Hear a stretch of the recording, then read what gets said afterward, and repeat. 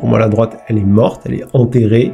Le cadavre est décomposé, il n'y a plus rien à en faire. Et je me demande pourquoi. En cherchant, j'ai réussi à formuler une hypothèse. Je pense que c'est la faute à Jacques Chirac. Je suis indigné. Ce pauvre Jacques Chirac qui a rien demandé. Parce que c'est vrai, Chirac, c'est un mec, on a une bonne image. C'est Monsieur Guignol, le type un peu rigolo qu'on voyait à la télé, un espèce de papy sympathique, un oncle un peu cool, manger des pommes. Compagnon, manger des pommes. Il avait une image plutôt très bonne. Et même aujourd'hui, franchement, ça s'est vu quand il est mort, les gens ont gardé avec lui une espèce de relation émotionnelle. J'avais lu un journaliste qui disait les Français, c'est un journaliste anglais, il disait les Français ont pour Chirac un syndrome de Stockholm. Et franchement, il y a de ça, quoi. Moi, je dois reconnaître que je suis pas trop un mec qui aime la droite, même un mec qui aime carrément pas la droite. Mais quand Chirac est mort, il y a quand même eu un moment où j'étais un peu en mode ah, quand même. C'était mieux l'époque où il y avait Chirac, quoi. Je savais pas trop pourquoi c'était mieux, mais j'avais cette sensation que c'était quand même mieux. Ah, le boomer, il a dit que c'était mieux avant. Sauf que Chirac, il était autre chose. Si on regarde vraiment l'histoire de Chirac, il était autre chose que un mec sympa. Pendant toute une partie de sa carrière, il avait d'ailleurs un surnom qui est fort, je trouve, en sens et qui explique carrément bien qui il est. Toute une partie de sa carrière, Chirac, il était surnommé Facho Chirac. Et t'es pas surnommé Facho Chirac par hasard. Il y a des raisons pour qu'on te donne un surnom pareil. Et en fait, en cherchant, je me suis rendu compte que, en fait, si la droite est morte, c'est à cause de Facho Chirac, à cause des choix qu'il a fait, et qu'en fait, Chirac, d'une certaine manière, il a suicidé toute la droite. Pour expliquer vraiment tout le bordel, il faut que je parle du groupe Zebda. Alors vous avez tous oublié qui est Zebda, et pourtant, vous leur devez certains de vos plus grands traumatismes d'enfance, puisque c'est à cause de Zebda que vous avez vu un jour votre oncle ou votre père bourré à un mariage enlever sa chemise et se mettre à danser comme un ouf en faisant tourner sa chemise autour de sa tête, puisque Zebda, c'est les gens qui ont fait la chanson « Tomber la chemise ». Et il se trouve que ma mère, dans sa voiture, elle avait un espèce de CD, une espèce de playlist où elle avait tout le temps les mêmes chansons qui passaient, toujours dans le même ordre, qu'elle mettait où qu'on aille, c'était insupportable. Et entre une chanson de Deep Purple et une chanson de Véronique Sanson, il y avait un morceau de Zebda. Et que ce morceau de Zebda, c'était Le bruit et l'odeur. Le bruit et l'odeur, le bruit et l'odeur, le bruit du marteau du cœur. Et cette chanson, Le bruit et l'odeur, elle m'a toujours un peu perturbé. Parce que c'était une chanson qui justement parlait de Jacques Chirac, mais en le présentant pas du tout comme un papy sympa, mais en le présentant plutôt comme un sacré raciste.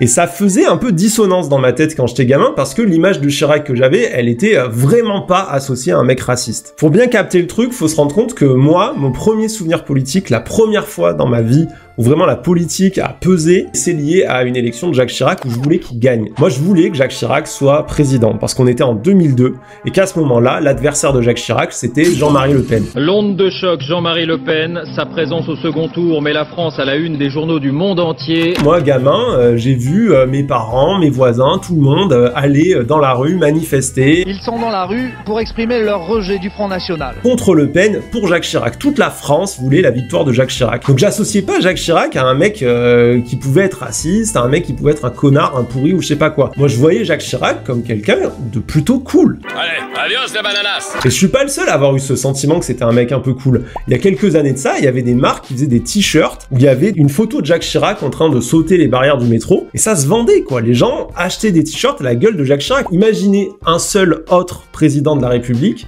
qui pourrait vendre des t-shirts aux jeunes avec sa gueule dessus. Personne sur Terre achèterait un t-shirt avec la tronche de Macron, Hollande ou Sarkozy, mais genre personne. Avec Chirac, ça marchait. C'est pour ça que quand il est mort, il y a autant de gens qui ont ressenti un espèce de pincement au cœur, une nostalgie, l'impression de perdre un proche presque d'une certaine manière. J'ai été très touchée de cette disparition. Je suis très triste, comme beaucoup de Français je pense aujourd'hui. Sauf que peut-être que toute cette image c'était qu'un espèce de vernis, un vernis politique, et que derrière, il y avait un autre homme, un homme qui avait des opinions peut-être bien moins sympathiques que celles qu'on lui prêtait. Et ça s'est particulièrement bien vu lors d'un célèbre et triste dîner à Orléans en 1991.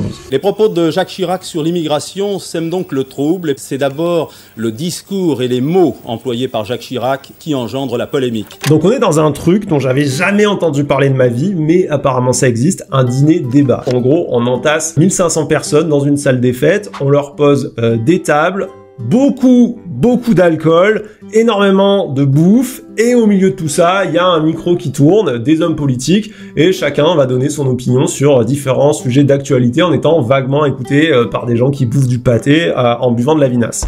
C'est français.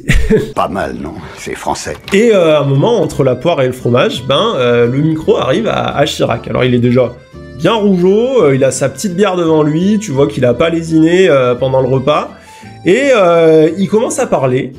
Et là, mais ça va dégénérer d'une manière à laquelle personne, mais vraiment personne, n'aurait pu s'attendre. Comment voulez-vous que le travailleur français qui habite à la Goutte d'Or, où je me promenais avec Alain Juppé la semaine dernière, il y a 3 ou 4 jours, et qui travaille avec sa femme, et qui ensemble gagne environ 15 000 francs, et qui voit sur le palier à côté de son HLM entasser une famille avec un père de famille, 3 ou 4 épouses, et une vingtaine de gosses, et qui gagne 50 000 francs de prestations sociales sans naturellement travailler.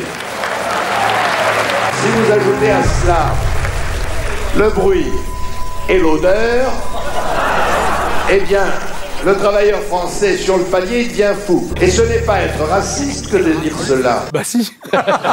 On va le dire clairement, il n'y a pas à tergiverser sur la question, c'est dégueulasse ce qui vient d'être dit. Il y a tout, hein, les clichés, les stéréotypes, il les a empilés, il les a pris, il en a fait une seule phrase. C'est les immigrés font des enfants pour toucher les allocs, ils sont tous polygames.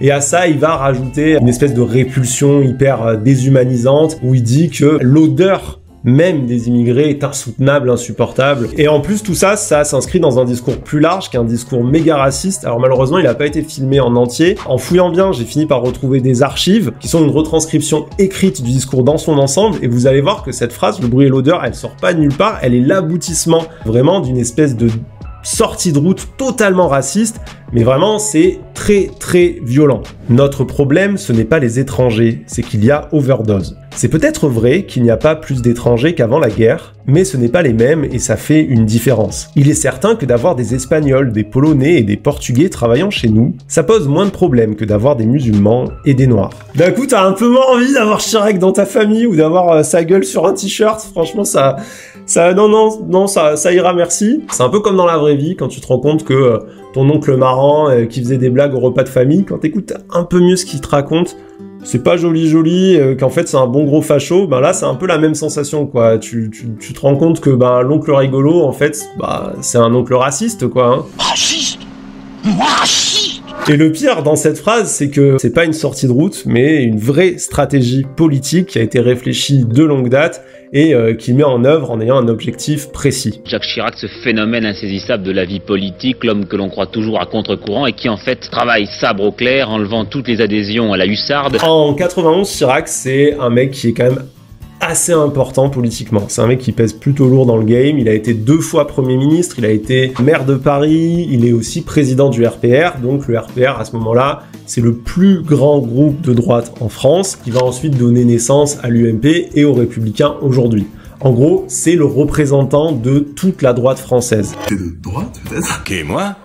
Sandoc. Donc c'est un mec très important, mais lui, ça lui suffit pas. J'ai décidé d'être candidat à la présidence de la République. Chirac, ce qu'il veut, c'est être président. Il veut être président de la République et ça fait 2 fois qu'il tente l'élection présidentielle et 2 fois qu'il se prend, mais vraiment une branlée. La première année, ça a été vraiment dur, il est même pas arrivé au second tour, donc pour quelqu'un qui espère représenter la France, c'est pas terrible. Et la deuxième fois, c'était un peu mieux, c'est en 88, il arrive comme ça jusqu'au second tour, il a plein de soutien, il a des stars, il a Johnny Hallyday qui lui fait même une espèce de petite campagne avec un slogan « On a tous en nous quelque chose de Chirac ». J'aimerais dédier cette chanson à Jacques Chirac. Nous avons tous en nous quelque chose de Jacques Chirac.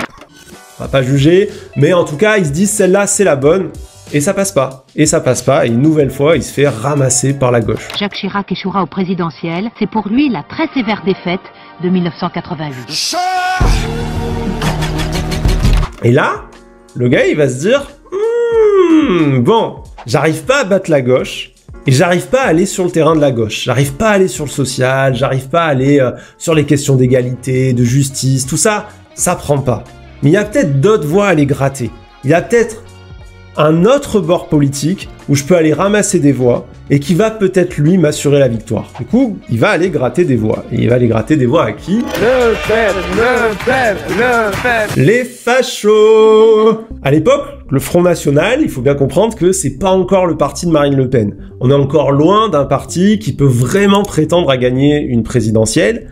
Mais on n'est plus non plus sur un groupuscule de néo-fascistes comme aux premières heures. Depuis 1984, le RN, il commence à gagner des élections. La première fois à Dreux, des petites élections municipales où ils ont fait 17%, mais ils ont gagné. Et ça a marqué les esprits. Surtout que quelques mois après, il y a les européennes. Et là, ils font 10%. Et ils ont carrément, pour la première fois, des eurodéputés. Député européen et président de groupe, Jean-Marie Le Pen, au Parlement de Strasbourg, surveille de très près toute question touchant à l'immigration. Les gens commencent à se dire, mais attendez, le Front National, ça plaît, ça intéresse les gens. Avoir des élus, ça veut dire que le Front National, c'est plus juste des marginaux. C'est un parti qui commence à avoir de l'importance, qui commence à séduire un électorat. Donc peut-être un parti vers lequel on peut tendre l'oreille. Et puis d'une année sur l'autre, ça se confirme. En 86, ils vont rentrer à l'Assemblée nationale. Ils ont leur premier député. En 88, pour la première fois, le Front National va battre le Parti communiste et réussir à faire 14% à une présidentielle. Tonnerre d'applaudissements en revanche au Front National pour un tremblement de terre politique. C'est ainsi que Jean-Marie Le Pen qualifie ses 14,44%. Et Chirac, ça, il le capte, quoi. Il voit qu'il y a 2-3 millions de personnes, année après année, qui retournent voter pour les fachos, quoi. Et il se dit, il y a un coup à tenter. Il y a des voix à prendre, il y a peut-être une victoire à aller chercher en jouant sur le terrain de ces gens-là. Parce que le terrain du social, de l'économie, tout ça, c'est saturé. Alors que du côté du Front National, il n'y a pas grand monde, et pas grand monde qui a une image crédible et qui a une image qui peut lui permettre de gagner une élection. Donc Chirac, il y va. Il se dit, je vais reprendre les discours xénophobes, les discours racistes, les discours discriminants du Front National et essayer de m'en servir pour me faire élire président. Nous devons renforcer nos contrôles à nos frontières ou à celles de l'ensemble de Schengen, de façon à éviter et à lutter contre l'immigration clandestine qui est une plaie que nous ne pouvons plus supporter. Il est impératif de remettre en cause un système qui risque d'alimenter de plus en plus une immigration qu'alors nous ne pourrons plus contrôler. Monsieur Chirac a précisé ses propos, il a souligné qu'il fallait sortir de la langue de bois habituelle au sujet des immigrés et que Monsieur Le Pen n'avait pas le monopole de ces thèmes. Ce choix de Chirac, ça va être un choc. Ça va traumatiser les gens à l'époque, ça va être vraiment vécu comme une énorme trahison et particulièrement par les populations immigrées et les gens des quartiers populaires. Faut comprendre que Chirac, il a pas l'image d'un mec normalement raciste. En 74, Chirac, c'est le premier ministre qui a fait passer le regroupement familial. Le regroupement familial, c'est un système qui permettait à un travailleur immigré qui venait bosser en France,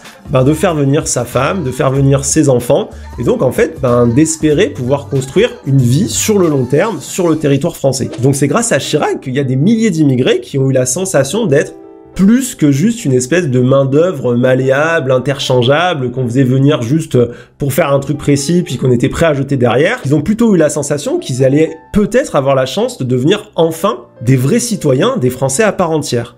Et là, le type qui leur a donné cet espoir, il leur plante un couteau dans le dos, quoi. Il décide d'aller clairement braconner du côté de l'extrême droite. Nous n'avons plus les moyens d'honorer le regroupement familial. Eh bien, il faut faire un moratoire. Je constate que Jacques Chirac arrive à tenir le même discours que le Front National, tout en continuant à affirmer que le Front National est extrémiste et à le diaboliser. La phrase de Bruit et l'odeur, elle dit aux immigrés « Votre présence est insupportable, mais aussi ce que vous êtes est insupportable. » La répulsion, elle dépasse l'argumentaire politique, elle va jusque à la forme la plus primaire du racisme. Elle dit « Votre odeur, ce que dégage votre corps, nous le haïssons. » Ça rend fou les Français, c'est comme ça que le formule Chirac. La brutalité de la formulation, la brutalité de l'injure, ça va traumatiser des générations. Au point qu'aujourd'hui, tout le rap français, à un moment ou à un autre, a fait allusion à la phrase du bruit et l'odeur. C'est un symbole. Cette phrase, c'est un symbole. Le bruit et l'odeur, c'est nous comme dans le RER plein.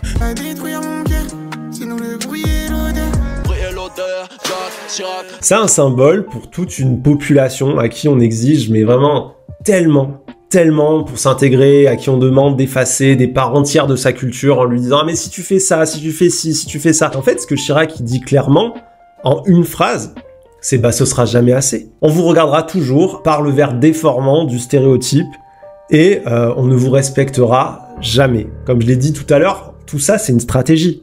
Chirac il veut gagner des élections avec ça. Et pour gagner des élections, il faut pas juste dire une phrase raciste une fois dans un dîner-débat.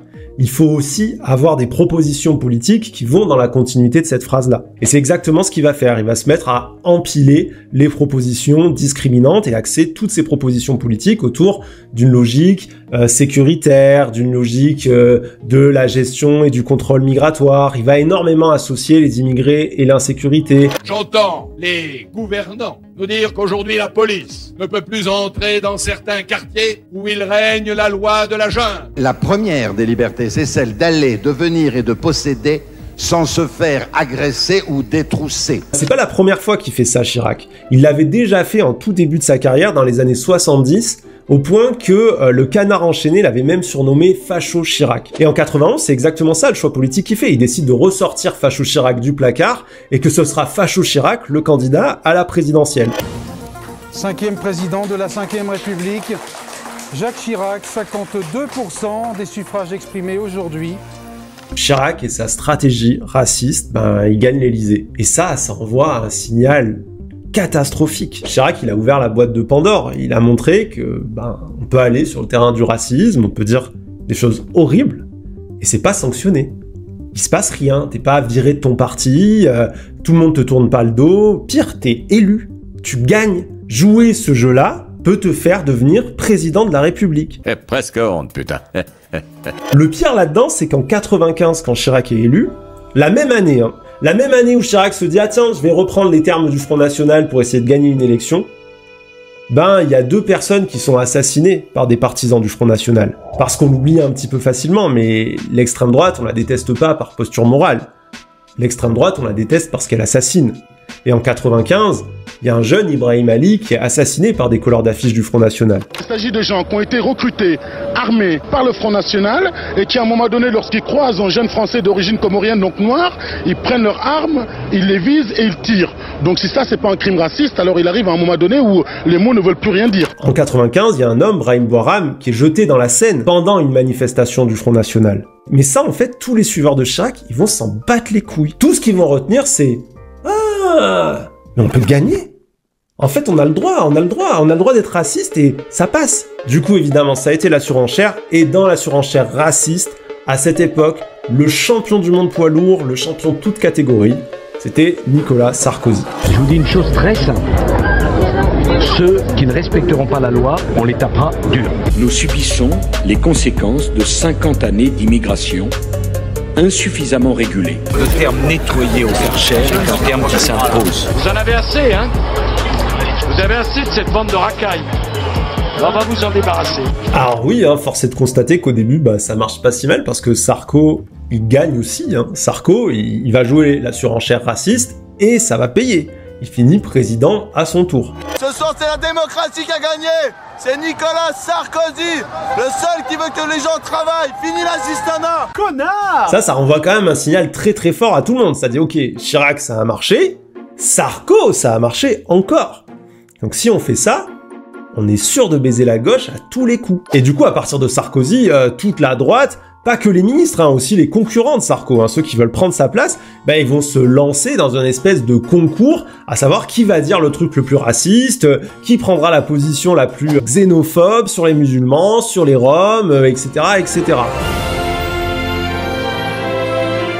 Mon premier devoir, c'est bien sûr, comme ministre de l'Intérieur, de lutter contre l'immigration irrégulière, mais il serait irresponsable de ma part de ne pas agir pour réduire l'immigration légale. Nous ne pouvons pas faire venir des migrants pour qu'ils deviennent des chômeurs chez nous. Il est un racisme dont on ne parle pas et qui est une grande souffrance pour beaucoup de nos compatriotes dont la peau est blanche et qui vivent dans des quartiers où ils se sentent en réalité presque pointés du doigt.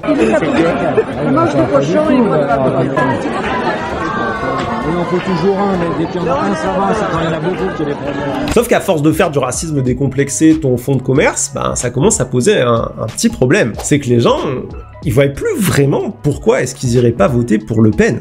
Si tu reprends toutes les thématiques du FN, que tu vas en permanence sur le terrain du FN, que tu es tout le temps sur les idées du FN, comment t'expliques aux gens derrière qu'il faut pas voter pour le FN parce qu'ils sont méchants? Les gens, ils y croient de moins en moins, ils commencent à se dire, en fait, du coup, le FN, c'est peut-être pas si mal. Peut-être qu'ils ont raison depuis le début. Et doucement mais sûrement, les gens, ils commencent à voter pour le Front National. Et ça, le père Le Pen, il l'avait capté dès 1991, quand la télé lui avait posé une question sur la phrase « le bruit et l'odeur » de Jacques Chirac. Vous ne craignez pas que finalement le RPR ne finisse par vous couper un peu l'herbe sous le pied? Eh bien, écoutez, je ne le crois pas. Honnêtement, parce que je crois que les électeurs préféreront toujours l'original à la copie. Ça fait chier, mais sur ça, il avait raison. Les conséquences du bruit et l'odeur, c'est oui, Chirac qui gagne en 95, mais c'est aussi Jean-Marie Le Pen au second tour en 2002. Jean-Marie Le Pen, dont la présence au second tour a pris tout le monde de court, il est maintenant au centre du jeu. Franchement, personne tombe de sa chaise. Quand tu reprends des thématiques comme ça, que tu les mets en boucle à la télé, que tu les répètes, que tu les normalises, que tu les banalises, bah en fait, tu donnes l'impression que le Front National est juste un parti comme les autres. Tu donnes l'impression que les idées du Front National sont parfaitement acceptables, qu'il n'y a aucun problème à ce qu'elles soient formulées et à ce qu'elles soient dites. Ils n'ont pas fait que banaliser le racisme, ils ont aussi banalisé les racistes. Marine Le Pen est-elle d'extrême droite? Ils ont rendu le Front National acceptable. Mais plus ils faisaient ça, plus le Front National avait l'air finalement d'un interlocuteur raisonnable, de quelqu'un avec qui on pouvait discuter, de quelqu'un dont les idées étaient pas si dangereuses, pas si violentes, pas si agressives. Parce qu'au final, regardez, tous ces gens-là qu'on connaît, qui sont dans la politique depuis 50 ans, ils se mettent à parler comme eux. Si Jacques Chirac peut parler comme Jean-Marie Le Pen, ça veut bien dire que Jean-Marie Le Pen n'est pas si violent, et pas si dangereux. Ça, en fait, ça a été le premier domino d'une pile dont on subit aujourd'hui les conséquences directes. Voici les résultats de ce premier tour. C'est Emmanuel Macron qui arrive en tête à 23,7%. Marine Le Pen est en deuxième position à 21,7%. 5 years later. Les deux finalistes de cette élection présidentielle, Emmanuel Macron, 28,5% des voix, suivi de Marine Le Pen, 24,2% des voix. Mais c'est trop grave!